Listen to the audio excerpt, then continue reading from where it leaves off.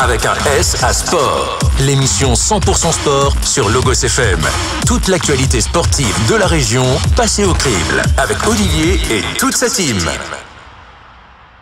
Bonjour à tous et bienvenue dans Avec AS Sport, l'émission qui vous parle de sport au pluriel. C'est le retour de votre rendez-vous sportif hebdomadaire chaque mardi de 18h à 19h sur Logos FM. Une nouvelle formule qui s'adapte aux contraintes sanitaires puisque désormais nous recevrons nos invités par téléphone et non plus en studio. Et comme nous n'avons plus de résultats sportifs à vous communiquer, ce sont deux invités qui se succéderont à chaque émission.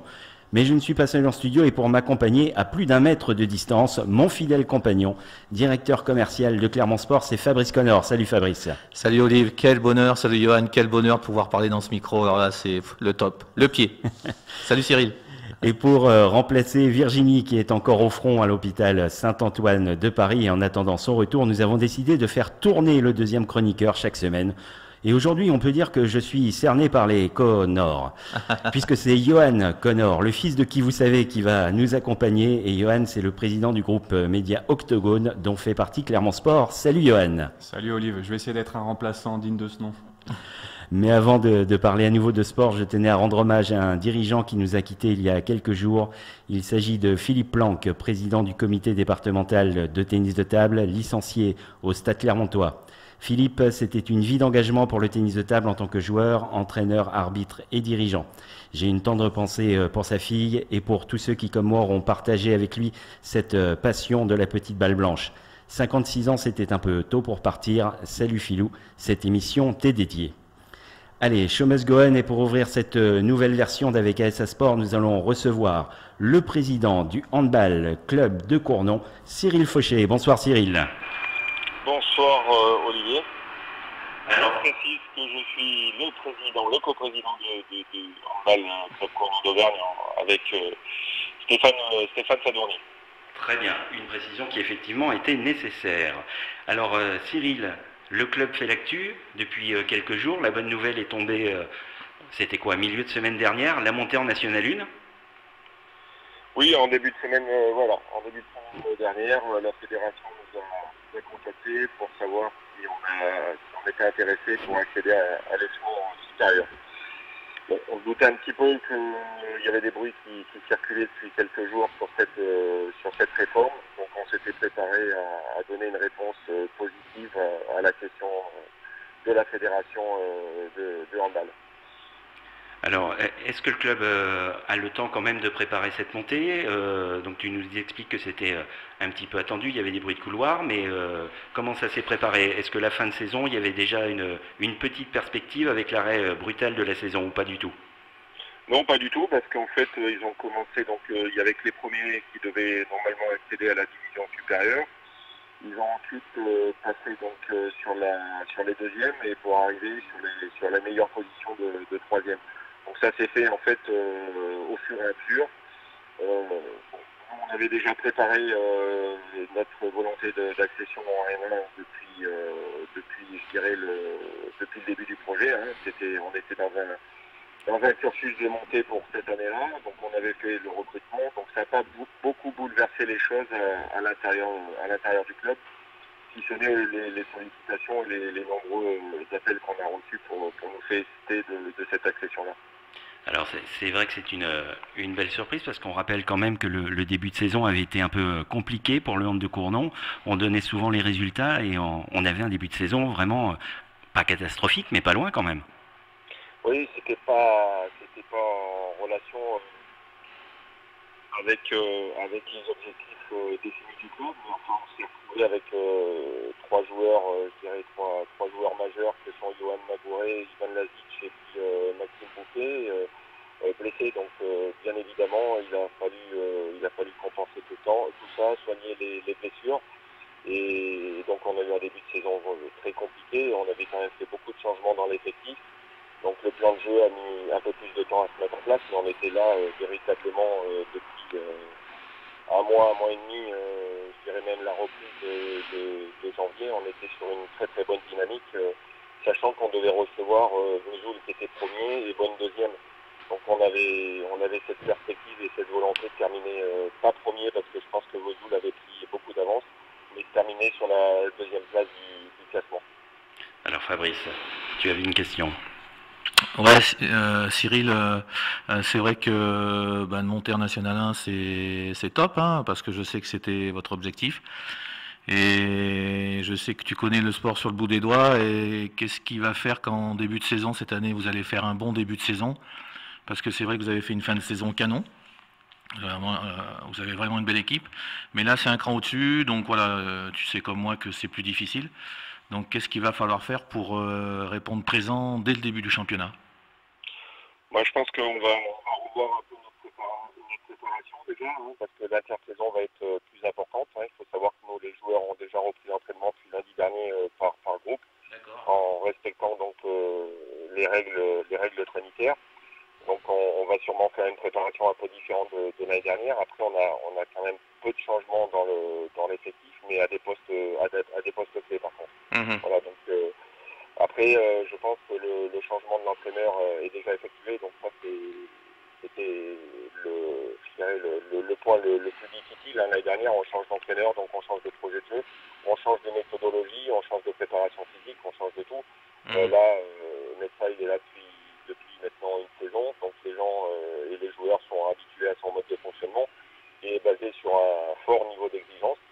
Donc il n'y aura pas d'effet de surprise pour les joueurs. Je pense qu'il y a certains joueurs qui avaient peut-être un peu plus coupé que la moyenne, s'attendant à une reprise un peu comme ça se passait depuis 2-3 ans. Là, ils ont compris que le curseur était nettement plus élevé, que pour répondre à ça, il fallait une intersaison, je dirais, calme, voilà, et se surveiller de façon alimentaire et physique tout au long de la période estivale. Ok.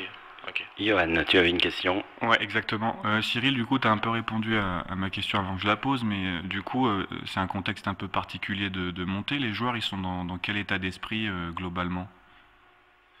Ils sont tous satisfaits, hein, parce que c'était le projet du club. Après, nous, la première bonne nouvelle a été déjà que dans le mois de 18 termine encore, je dirais, sur la poule haute. Ce qui est l'objectif du club, c'est de maintenir un très très haut niveau de formation.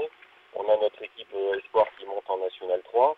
Et donc là, on aurait normalement eu une National 3 et une National 2. Là, on a une National 2, mais sincèrement, qui aurait pas survolé le championnat. Je ne peux pas me permettre de le dire, mais on aurait une saison, je pense, quand même nettement plus simple que celle qui se dessine à l'horizon. Et les joueurs sont tous, bien évidemment, très emballés par la perspective de jouer en National 1. Voilà, je pense que pour certains, c'est quasiment le summum. Donc, je pense qu'il y a beaucoup d'engouement autour de cette National 1 l'année prochaine. Alors, tu nous as parlé tout à l'heure, Cyril, de reprise d'entraînement avec le respect des consignes sanitaires. Du coup, est-ce qu'il peut y avoir du jeu avec du ballon, des échanges, des passes, des choses comme ça, ou pour l'instant, on est simplement sur du physique? Non, on est que sur du physique. Hein. Tout ce qui est... D'abord, les gymnases sont fermés, donc c'est tout des exercices qui sont faits en plein air. Voilà, non, on n'est que sur du physique, tout ce qui est gainage, etc. Voilà, et surtout sur de la reprise d'activité, parce qu'il faut faire attention quand même. Il y a eu une période pendant un mois et demi, 2 mois, là où il y a eu, pour certains joueurs, une inactivité totale. Alors, le club va se renforcer. On en est où là du recrutement? Est-ce que c'est terminé? Est-ce que c'est encore en cours? C'est encore en cours. On cherche un ailier droit, arrière droit, donc on arrive dans une situation un peu plus délicate là, parce qu'il y a beaucoup de joueurs qui ont fait des choix. Donc on est en discussion avec 2-3 joueurs. On va normalement finaliser ce recrutement en fin de semaine. On aimerait bien prendre un joueur de l'Union européenne, un Français pour cette place-là, plutôt un jeune en formation. Parce qu'on a déjà quand même beaucoup recruté en termes sur les postes stratégiques, son pivot et arrière droit. Donc là, on voudrait faire une place aux jeunes. Hein. On va faire une place aux jeunes de notre centre, je dirais, de formation de l'équipe Espoir. Et on voudrait prendre un joueur de ce profil-là. Fabrice, une question. Ouais, Cyril, je sais pas du tout quand, bien sûr, c'est pour ça que je te le demande, mais est-ce que les poules sont connues, ou alors si elles sont pas connues, est-ce que tu penses à des affiches qui pourraient vraiment attirer la grande foule à Boissé? Alors les poules sont pas connues, elles vont être connues début juin. Logiquement, on va sur une poule, je pense, lyonnaise. Hein. Alors après, On ne sait pas si Saint-Flour a encore accepté le maintien qui leur a été proposé. Voilà, donc s'il y a Saint-Flour, bien évidemment, il y aura derby. Ouais. Après, quand les équipes lyonnaises, on les connaît, c'est Bourgoin, c'est Lyon. Donc ça sera des derbys en perspective. Donc ça sera une chance pour nous d'accueillir voilà, une salle, j'espère, pleine, hein, qu'on revienne dans un... Le hand, j'espère on pourra avoir des spectateurs au mois d'octobre dans les gymnases. On n'a pas de sécurité encore par rapport à ça. Est-ce qu'on va jouer à huis clos?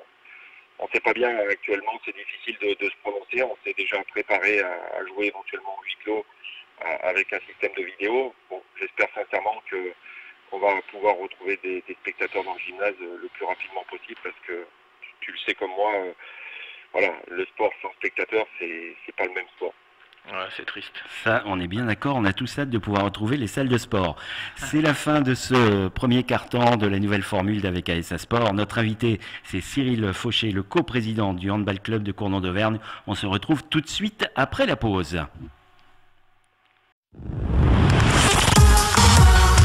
Avec un S à sport. L'émission 100% sport sur Logos FM. Toute l'actualité sportive de la région passée au crible. Avec Olivier et toute sa team. De retour pour la deuxième partie d'Avec ASA Sport, l'émission qui vous parle de sport au pluriel sur Logos FM. Le retour de votre rendez-vous sportif hebdomadaire chaque mardi de 18h à 19h. On a un vrai plaisir à vous retrouver et ce soir, pour m'accompagner au micro, Fabrice Connor. Salut Fabrice. Salut Olive et vive l'Afrique du Sud. Il y avait longtemps, ça aussi, ça nous manquait. Et c'est son fils, le président du groupe Média Octogone, dont fait partie Clermont Sport, qui nous accompagne ce soir, qui fait notre deuxième chroniqueur. Salut Johan. Salut Olive. Notre invité par téléphone, hein, ça sera comme ça maintenant désormais. On va respecter les consignes sanitaires également. Nos invités seront par téléphone et nous recevons ce soir en premier invité le coprésident du club qui a fait l'actu ces derniers jours avec une montée presque surprise en National 1. C'est Cyril Fauché, le coprésident du Handball Club de Cournon. Bonsoir Cyril. Bonsoir à tous. Alors, avec cette montée, quels vont être les objectifs là pour cette nouvelle saison en National 1? Les objectifs, clairement, ça va être le maintien. Hein. Voilà, on va jouer pour se maintenir. On aura sûrement un peu plus dans un coin de la tête, on aura un peu plus d'ambition que ça. Je pense que voilà, ça va dépendre des 1 ou 2 derniers recrutements qu'on est en train de faire, mais je pense qu'on a une équipe, on connaît bien le niveau de la National 1 parce qu'on a affronté des équipes en amical. Je pense qu'on n'aura pas à rougir de notre effectif par rapport à nos concurrents. On aura un souhait, c'est de rester invaincu à Boissé, sans Ligue 1. On a été invaincu toute l'année et on aurait souhaité l'être invaincu toute la saison. Donc voilà, on va pas on se présente pas en victime, on dit le maintien parce que le maintien c'est l'objectif, mais après une première partie de tableau ne me semble pas complètement irréelle au vu du groupe qu'on a. Johan. Oui, du coup tu dis dans un coin de la tête, l'ambition ultime ce serait quoi alors? L'ambition ultime, c'est un jour, l'année suivante, c'est éventuellement d'accéder à la N1 Elite. Hein. La N1 Elite est l'antichambre du professionnalisme. Voilà, donc c'est se mettre, voilà, si on arrive à un moment ou à un autre à amener tous les institutions publiques et les partenaires privés autour d'un vrai projet clermontois, pourquoi pas un jour un club de Pro League à Clermont. Je pense qu'on s'est bien préparé déjà pour évoluer en N1, mais il faut avancer pas par pas, il faut consolider les choses. Voilà, il y a trop de monde dans ce milieu-là qui annonce des projets à 2, 3, 4, 5 ans. Voilà, il faut avancer pas à pas. La N3 qui monte, les moins de 18 qui continuent. On s'est renforcé dans l'encadrement, on va travailler mieux dans le médical, on veut travailler mieux dans la préparation physique. On veut travailler mieux dans la vidéo. Pour moi, ça, c'est plus important globalement que l'accession immédiate en N1 Elite. Voilà, faisons les choses de façon sensée et réalisable. Step by step, c'est une belle philosophie en tout cas. Merci beaucoup Cyril, merci d'avoir répondu à notre invitation pour cette première par téléphone. On espère que la technique va bien suivre, ça c'est clair. En tout cas pour l'instant tout a bien fonctionné. Merci beaucoup, on va suivre de très près comme on l'a fait depuis le début de nos émissions les résultats du hand de Cournon et on vous souhaite bonne chance à tous pour la saison prochaine. Bonsoir Cyril. Salut Cyril. Merci, Salut, bonsoir Cyril. à tous. Ciao, Merci. ciao. On remercie encore une fois Cyril d'avoir répondu à notre invitation. Vous avez l'habitude dans cette deuxième partie de retrouver notre chronique historique, le Wiki Fabrice. Là aussi on a changé, on a souhaité modifier un petit peu les habitudes, on va avoir un petit peu plus de temps. Et j'ai demandé à Fabrice de réfléchir à un portrait de sportif chaque semaine. Et là Fabrice, ce soir tu as souhaité toi aussi rebondir un peu sur l'actualité et malheureusement nous parler de la récente disparition d'un joueur et entraîneur qui est cher à ton cœur puisque c'est un Stéphanois, s'il s'agit de Robert Herbin. Oui, là, il y a pas photo. Hein. Quel bonheur pour moi de parler du Sphinx, de Robbie, Robert Herbin, qui est décédé malheureusement fin avril. Et donc, pour nos jeunes auditeurs ou la jeune génération, c'est vrai que... Et pour Johan. Et pour Johan aussi, qui ne savait pas trop qui était Robert Herbin. Je sais pas du tout, même, faut l'avouer. Donc Robert Herbin, en fait, il a commencé à jouer à la S Saint-Étienne en 1957, il avait 18 ans. Il a joué jusqu'en 72. Il a été entraîneur-joueur. Enfin, en tout cas, voilà, c'est quelqu'un qui a marqué le football, bien évidemment français, avec cette grande épopée de la S Saint-Étienne quand il était entraîneur. Mais il ne faut pas oublier que c'est quelqu'un qui a un gros palmarès en tant que joueur parce qu'il était demi-défensif. C'était quelqu'un qui était très bon de la tête, physique. D'ailleurs, il va attacher beaucoup d'importance à ce football un petit peu plus physique après dans ses entraînements avec la S Saint-Étienne. Mais pour revenir à sa carrière de joueur, donc il a été champion de France 5 fois, il a gagné 3 Coupes de France. C'est quelqu'un qui a 23 sélections en équipe de France, qui a marqué 3 buts. Il a participé à l'Euro 1960, donc où la France a fini 4e.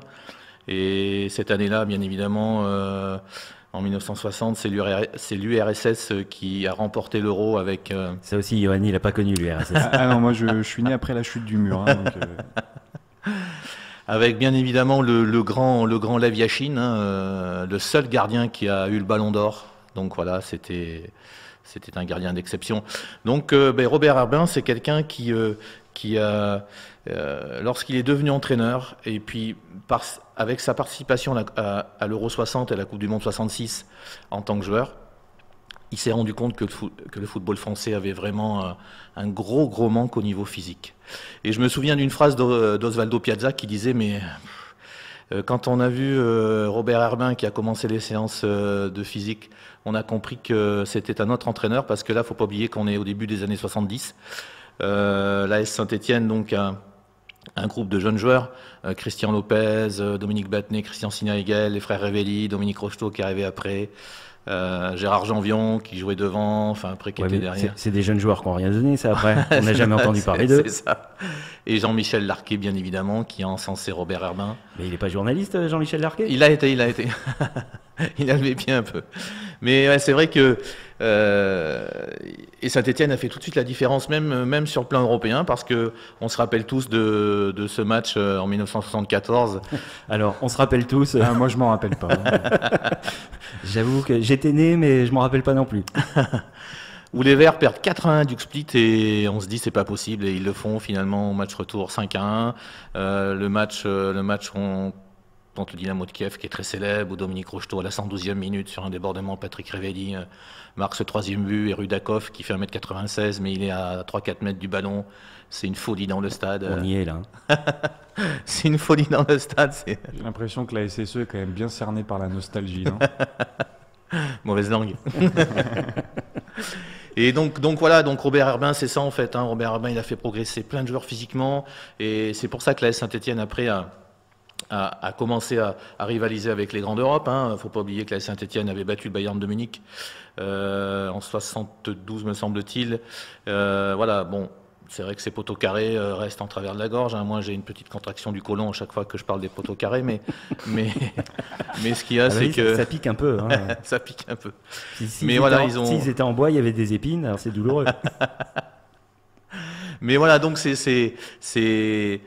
C'est Robert Herbin en fait qui a changé le football français et même tous les grands entraîneurs l'ont dit hein, parce que c'est vrai que la France avait vraiment un manque physique terrible. Et donc voilà, donc le Sphinx avec cette chevelure rousse là, toute bouclée, il a marqué beaucoup de gens.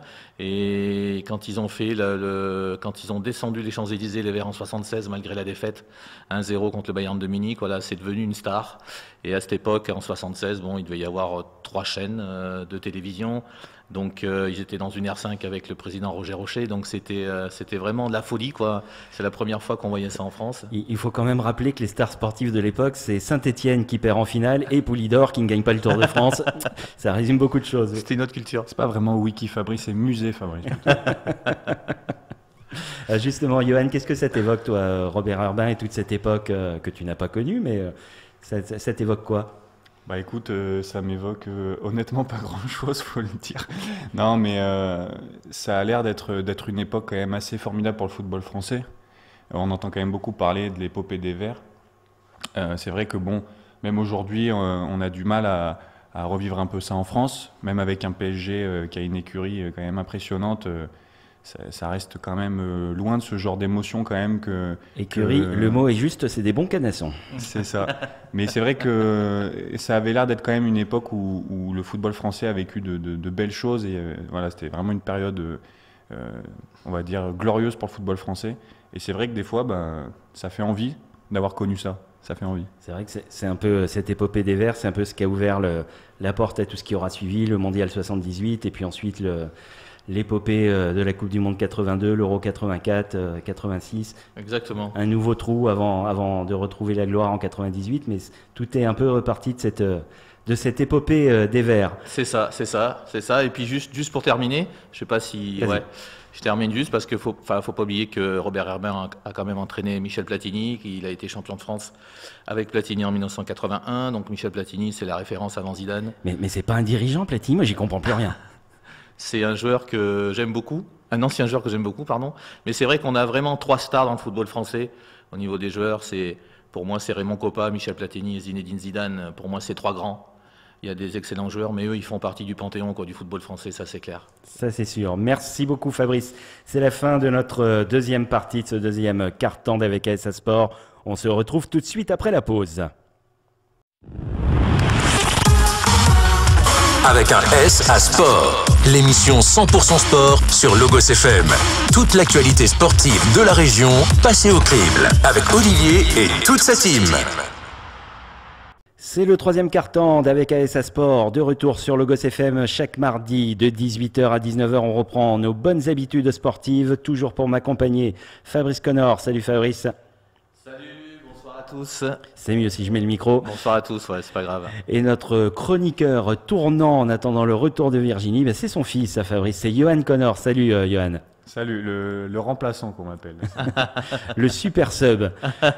Et puis on a plus qu'un super sub au téléphone. On a reçu tout à l'heure le coprésident du Handball Club Cournon. Et puis pour cette troisième partie et pour cette reprise d'émission, on a souhaité mettre en avant un club qui n'est pas auvergnat, mais le capitaine de ce club, lui, c'est un jeune papa et on est très heureux de le recevoir au micro de Logos FM. C'est Romain Briat. Salut Romain. Salut. Est-ce que tu vas bien? Eh bien écoute, ça va, en forme. Hâte que la saison reprenne, même si ça va être encore compliqué, je pense. Oui, ça va être compliqué. Alors justement, cette saison, elle s'est achevée comment? Rappelle-nous où en était le SU Agen au moment de l'arrêt du championnat. Ouais, le SU Agen, on était classé 13e, donc on était en course pour le barrage. Après, on allait avoir un match capital contre Pau. On allait recevoir Pau, mi-mars. Donc voilà. Après cela, on avait plusieurs déplacements compliqués, mais voilà, ça aurait pu être compliqué pour nous. Mais je pense que avec l'état d'esprit du groupe, on aurait quand même réussi à se maintenir une nouvelle fois cette année. Alors, et au final, quelle a été la décision des instances fédérales et de la Ligue de rugby? Eh bien, pas de montée et pas de descente. Voilà. Donc, pour la troisième année d'affilée pour le SU Agen, le SU Agen reste en top 14. Ouais. Alors Romain, présente-toi un petit peu aux auditeurs de Logos FM qui ne te connaîtraient pas. Quel est ton parcours? Tu es originaire d'où? Ouais, donc je suis originaire de Rion. Voilà, j'ai commencé le rugby à Rion avec Johan Connor justement. Voilà, jusqu'à l'âge de 13 ans. Et puis après, on est parti à l'ASM. Je dis on parce qu'avec Johan, voilà, on a suivi le même parcours. On est parti à l'ASM. Donc moi jusqu'à 21 ans. Et après, j'ai rejoint le Stade Aurillacois 4 saisons. Et là, je vais entamer ma 3e année au SU Agen. La seule différence, c'est que moi, je suis pas capitaine du SU Agen pour l'instant. Non, ça va, tu t'en es bien sorti quand même. Hein. Alors, ça fait combien d'années maintenant que tu es à Agen? Et c'est quoi les perspectives pour l'année prochaine? Tu as re-signé, tu as prolongé? Comment ça se passe? Ouais, mais ça, comme je t'ai dit, je vais attaquer ma 3e année. Et donc là, je suis reparti pour un bail de 2 ans. Voilà, j'avais signé en 2018 2 ans, 2 plus 1. Et finalement, là, j'ai re-signé en fin d'année 2019 2 ans de plus. Donc voilà. Alors, tu as été papa au début du confinement. Est-ce que du coup tu as pu profiter de ton nouveau-né? Comment ça se passe maintenant? Tu as repris l'entraînement? Tu es toujours à la maison? Ouais, complètement. J'ai pu profiter à 300%. Hein. C'est vrai que j'ai fait pas mal de choses que j'aurais pas pu pendant une saison, avec des entraînements, avec un planning chargé, des matchs, des déplacements les week-ends. Donc voilà, mon petit est arrivé le 30 mars là, avec madame, on est très très heureux. Et puis pour l'instant, non, j'ai toujours pas repris les entraînements. Alors on s'entraîne, on a des petites vidéos, nos prépas physiques nous concoctent des petites séances cardio par vidéo, mais bon, ça reste pas la réalité des matchs et des entraînements, donc c'est vrai que c'est compliqué. On s'entretient comme on peut, mais bon, c'est pas facile. C'est pas facile, surtout qu'il y a un moment le footing était interdit. Enfin, il y a eu plein de choses qui sont sorties, donc voilà, il fallait qu'on s'adapte à ça. Et c'est toujours pas facile parce on n'a pas de date encore de reprise, nous, au SU Agen. Fabrice, tu avais une question? Oui, moi je connais bien Romain Briat depuis qu'il est petit, et tu sais que tu n'as pas le droit de finir les programmes là, de musculation, de vitesse et tout ça. Faut pas les finir tout de suite, Romain. Parce que je sais que tu es une force de la nature, toi. Non, mais plus sérieusement, tu vois la saison comment? Bon, je sais, tu viens de dire qu'il n'y a pas de date ni rien. Et Roxana Maracineanu a dit que tant qu'il n'y aurait pas de vaccin, le sport ne serait pas comme avant. Et quand on est professionnel comme ça, on ne doit peut-être pas dormir comme il faut la nuit, non? Enfin, tu vois ça comment, toi? Ouais, écoute, nous, bon, il n'y a pas de date. Nous, le SU Agen, le top, ce serait de reprendre par petits groupes de 4-5 le 1er juin. Okay. Voilà, mais entre-temps, il faut que tout l'effectif ait passé des tests médicaux, et c'est vrai que c'est pas simple. Donc là, on a déjà, tous les joueurs ont passé le test d'électrocardiogramme. Donc voilà, on a 3 médecins au club. Donc les 3 médecins se sont répartis l'effectif, voilà, par groupe. Donc on a un médecin chacun, un médecin référent. Mais voilà, il faut encore passer des tests d'effort, et ces tests d'effort, pour l'instant, on peut pas les passer encore. Okay. Donc il va falloir patienter encore, et puis après, reprise si tout va bien, collective, apparemment le 1er juillet, mais voilà, ça c'est pareil, je sais pas comment ça va se passer. Donc voilà, il parle de nous faire passer des tests 2 fois par semaine aussi pour le Covid, donc je sais pas du tout comment ça va marcher. J'ai encore vu un article aujourd'hui comme quoi il allait avoir des nouvelles règles, peut-être pour le début du championnat, donc non, c'est vrai que c'est compliqué. Mais voilà, écoute, moi je vais pas me plaindre. Comme je vous ai dit, je suis avec mon petit et ma femme, donc pour l'instant. C'est l'essentiel. Pour l'instant, ça va, ouais, voilà, tout à fait. Johan. Ouais, et du coup, t'as des infos toi sur ce qui se fait un peu dans les autres clubs? Ils en sont tous au même point, un peu comme vous, ou tu sais s'il y en a qui ont déjà repris? Enfin, t'as des infos là-dessus? Ouais, apparemment Toulon aurait rattaqué déjà par petits groupes de 3-4. Alors, je pense qu'ils ont pris de l'avance sur les tests médicaux. Après, j'ai entendu dire que le Racing allait rattaquer aussi, Bayonne aussi, donc je sais pas comment ils font, je sais pas du tout, mais nous en tout cas, voilà, on est au chômage partiel et on a interdiction d'aller au stade, d'aller en salle de musculation ou courir autour du terrain d'Armandie, qui est le stade d'Agen. Voilà, on a interdiction formelle, donc voilà, je sais pas comment font les autres clubs, mais nous en tout cas, c'est interdit, quoi. Et du coup, je pense connaître un peu la réponse, mais l'état d'esprit de tes coéquipiers, c'est quoi? Je pense qu'ils en ont tous marre, non? Ouais, ben, ils en ont tous marre, surtout les étrangers qui parlent pas du tout la langue, qui sont pour certains dans des petits appartements. Ben, ils n'ont pas eu le droit de sortir pendant pratiquement 3 mois, voire 4 mois, donc ça a été compliqué pour eux. Bon, nous la semaine dernière, il fallait qu'on nettoie l'intégralité des vestiaires, enfin nos casiers personnels, parce qu'il va y avoir un nettoyage complet des vestiaires. Donc on a croisé 2-3 joueurs, quelques joueurs quand même, mais c'est vrai que c'est pas facile, surtout pour les étrangers. Mais voilà, tout le monde a vraiment hâte de reprendre la nouvelle saison, mais voilà, il faudra respecter tout ce qui va être mis en place pour pouvoir repartir sur une nouvelle saison, même si ce sera complètement différent, et ça on le sait. Vas-y, Johan. Ouais, du coup, j'aimerais pas être le premier joueur que tu vas plaquer la saison suivante. Ah, écoute, on verra, écoute. Hein. D'Ivoire, j'ai appris que Tom Murday s'en allait, c'est quand même une grosse perte pour les SUA, non? Ouais, ben, Tom Murday a annoncé, je crois que ça va faire un bon mois déjà, il a eu une proposition d'un club japonais. J'ai vu, ouais. Donc voilà, lui d'origine australienne, il a voulu se rapprocher de chez lui, donc voilà, 31 ou 32 ans, voilà, il n'a pas voulu passer à côté de cette opportunité, même si son contrat, je crois, dure uniquement 6 mois, donc possibilité de revenir à partir de l'année prochaine. D'accord. Donc voilà. Alors dis-moi, Johan, tu nous as parlé tout à l'heure de 2 tests par semaine. C'est quand même très lourd comme protocole. Comment ça se passe Romain, pardon. Oui. Oui, mais Johan, je t'ai en face de moi, du coup ça m'a perturbé. Tu nous as donc parlé de 2 tests par semaine. C'est un protocole qui est lourd. Comment ça se passe? C'est vous qui vous déplacez dans les hôpitaux, les médecins qui viennent au club? Comment ça marche? Ouais, pour l'instant on n'en sait pas plus. En fait, ce serait un test du coup le vendredi pour voir si on est apte à jouer le week-end. Et puis par rapport au match, par rapport au déplacement, au week-end, reteste le lundi pour voir si on peut passer la semaine avec les coéquipiers pour effectuer une semaine normale. Donc ça, ce serait pendant la saison apparemment. Donc, mais pareil, on n'en sait pas plus. Là, cette semaine, on doit recevoir des questionnaires de nos médecins pour en savoir un peu plus sur nous pendant le confinement, si on a eu des symptômes, pour que par la suite, ils nous classent par groupe. Pour une date de reprise. Voilà, ceux qui ont rien eu pendant ce confinement, ils pourront rattaquer plus tôt que certains qui ont eu, par exemple, je sais pas, un mal de tête ou d'autres symptômes. Voilà. Mais pour l'instant, c'est encore flou. Bon, c'est intéressant de voir que c'est quand même un protocole, un vrai protocole qui se met en place, fait, qui est lourd à supporter, et que, comme dans beaucoup de métiers, on est encore dans l'attente de décisions un peu définitives. Merci Romain, c'est la fin de ce 3e quart-temps, je vais y arriver, faut que je reprenne mes habitudes aussi moi. On va te retrouver tout de suite après la pause sur le Gosse FM, c'est le retour d'Avec AS à Sport. Avec un S à Sport, l'émission 100% sport sur Logos FM. Toute l'actualité sportive de la région passée au crible avec Olivier et toute sa team.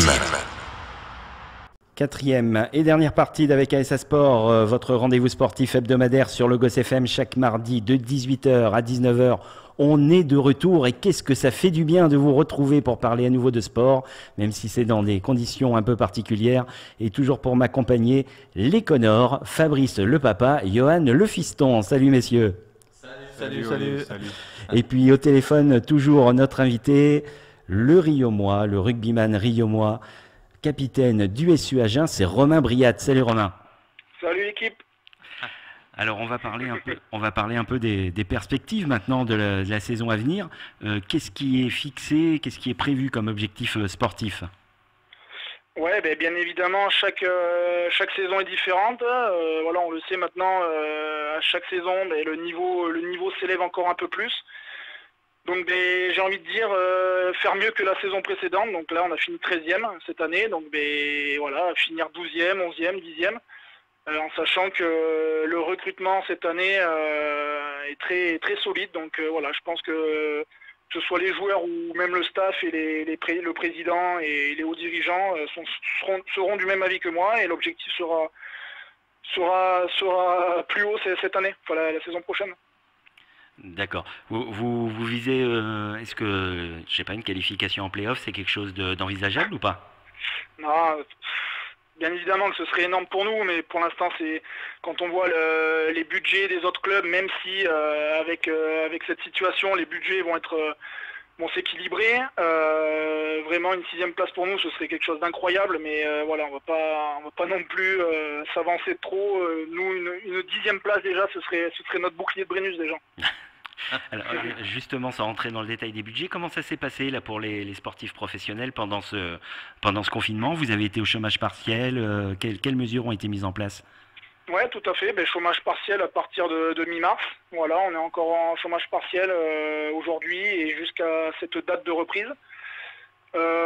Concernant la baisse des budgets, nous, on attend encore de savoir la baisse le pourcentage de notre baisse de salaire.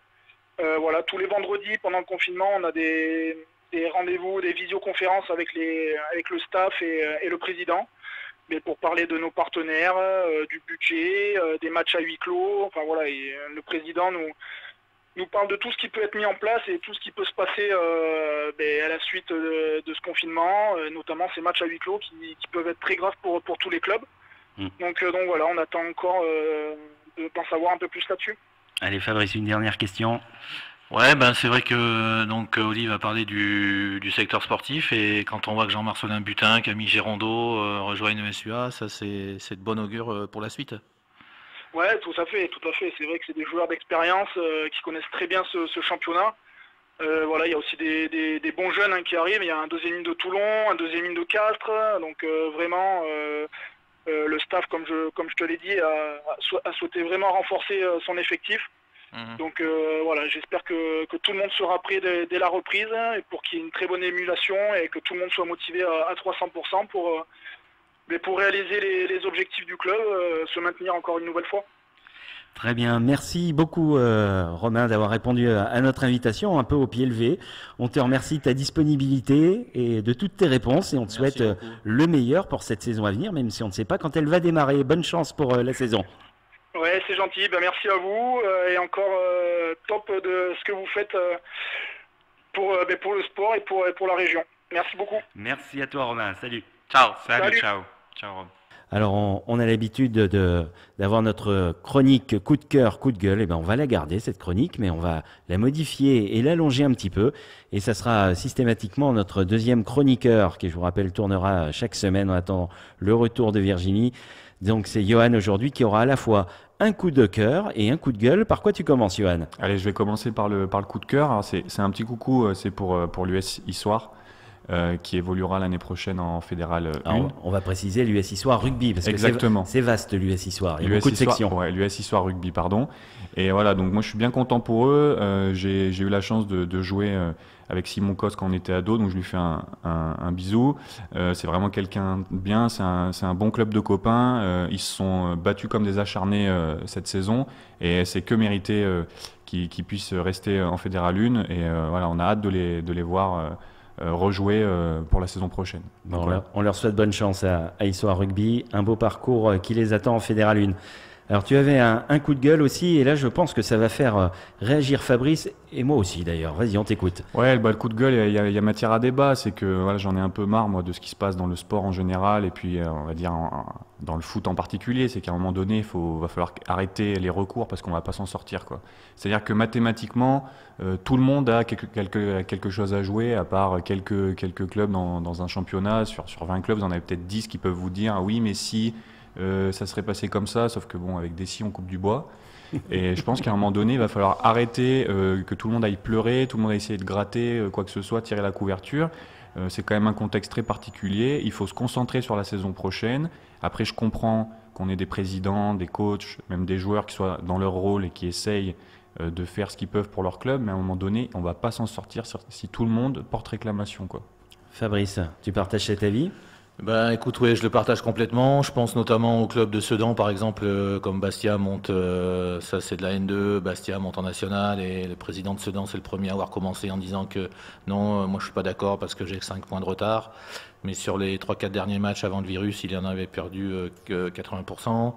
Et puis bien évidemment, le plus célèbre, c'est Jean-Michel Aulas, que lui, c'est pas Jean-Michel Aulas, c'est pas sa première fois. Donc alors, On peut le comprendre effectivement, mais ce qu'il y a, c'est qu'il va falloir qu'il arrête de penser que le football français lui appartient. Après, le président d'Amiens, c'est pareil. Johannin, bon, ben, ok, il descend en Ligue 2, il descend en Ligue 2, mais ce qu'il y a, c'est que comme Lens et Lorient montent déjà en Ligue 1, on va pas se retrouver avec une Ligue 1 à 22 clubs. Et même Toulouse, maintenant, qui avait 12-13 points de retard sur Nîmes, le 18e, veut faire un recours aussi. Donc là, on s'en sort plus, quoi. Ajaccio, 3 et le Clermont Foot, ils peuvent très bien faire un recours parce qu'on ne sait pas si les playoffs vont être joués. Donc voilà, et puis Jean-Michel Aulas, il faut qu'il arrête de dire que c'est... Enfin, c'est même pas lui, c'est Gérard Rouillet, pardon, qui a dit que c'était un complot contre l'OL. Donc là, on est tombé sur la tête, quoi. Après c'est un peu leur fonds de commerce aussi, faut le dire. Ouais, mais regarde, Lille est 4e, par exemple, et Lille, Gérard Lopez, le président, il fait pas des pieds et des mains parce qu'il va pas jouer en Ligue des Champions, alors qu'il vient de faire la Ligue des Champions. Voilà, tu as des équipes comme Montpellier qui faisaient une belle saison. Enfin, voilà, Non, mais après, le classement, il faut qu'il s'arrête à un moment donné parce qu'autrement, on n'y arrivera pas, quoi. Après, moi, comme je disais avant, je peux comprendre que ce soit frustrant, qu'il y ait des gens voilà, dans le staff ou voilà, au niveau de la présidence qui veulent pas que la saison se termine de cette façon. Mais à un moment donné, là, c'est quand même inédit ce qui se passe, quoi. Oui, c'est inédit, c'est sûr. Parce que là, si ça continue comme ça, c'est-à-dire que la saison 2020-2021, elle va commencer quand en décembre. Ouais, puis surtout, tu as l'Euro en 2021, donc par exemple. Mais tant que j'y pense, les joueurs de l'UBB, de l'Union Bordeaux-Bègles, il faut leur rendre hommage. Parce que quand la Ligue nationale de rugby et la FFR a dit, on se pose la question, Bordeaux est premier avec énormément de points d'avance sur Lyon. Est-ce qu'on leur donnerait pas le titre de champion de France? Et tous les joueurs unanimement ont dit non. Pourquoi? Parce qu'au rugby, pour être champion de France, il faut lever le bouclier de Brennus. Voilà. Donc le football, c'est pareil. Alors le PSG est champion de France, bien évidemment, il le mérite largement, personne ne dit rien. Mais Marseille est 2e, Marseille mérite d'aller en Ligue des Champions, et Rennes est 3e, et Rennes mérite d'aller au tour préliminaire. Alors pourtant, on a vu le cas de recours payants dans certaines disciplines. Je vais prendre l'exemple du volley, puisque le club de Mougins, qui était à la 13e place au moment où le championnat a été arrêté, donc en place de relégable, a fait les différents recours fédéraux, a eu un recours devant le CNOSF, et le CNOSF leur a donné raison. Ce à quoi la LNV a également validé ce maintien. Donc pour l'instant, on serait sur une Liga féminine, je dis bien on serait, j'utilise le conditionnel parce que rien n'est acté officiellement, on serait sur une Liga féminine à 15 clubs au lieu de 14. D'accord. Voilà. Alors est-ce que ça vaudrait pas le coup de faire monter Istres, qui se retrouve le club d'élite qui aurait dû monter, puisque Istres était 2e à ce moment-là, pour avoir un top 16 au lieu d'un top 14. Est-ce qu'on ne peut pas imaginer différents championnats, Johan? C'est justement tout le problème, c'est que tu vois, ça vient d'ouvrir une porte dangereuse. Et tu vois, on est en train de se dire, ouais, mais est-ce qu'on pourrait pas faire ci, pas faire ça? Et on va pas s'en sortir, quoi. Ils auraient dû à un moment donné simplifier le truc en disant, écoutez, ouais, c'est brutal, c'est peut-être injuste pour certains, mais c'est comme ça, saison blanche, terminée, à l'année prochaine.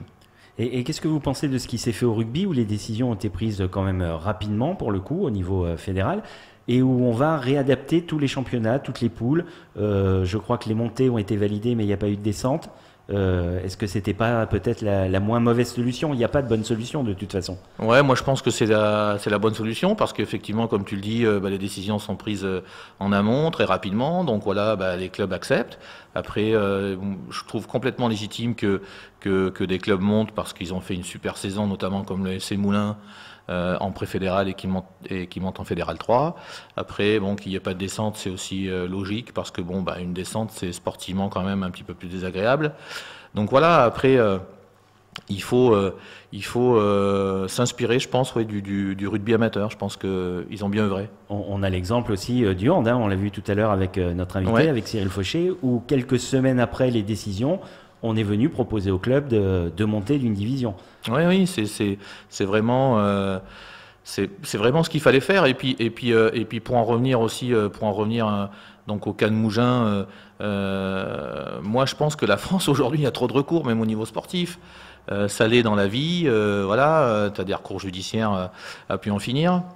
Et au niveau sportif, c'est pareil, parce que tu peux aller devant le civil ou devant, pas le pénal, mais devant le civil et devant le tribunal administratif. Si tu gagnes pas, tu as le CNOSF. Après, il y a le Conseil d'État.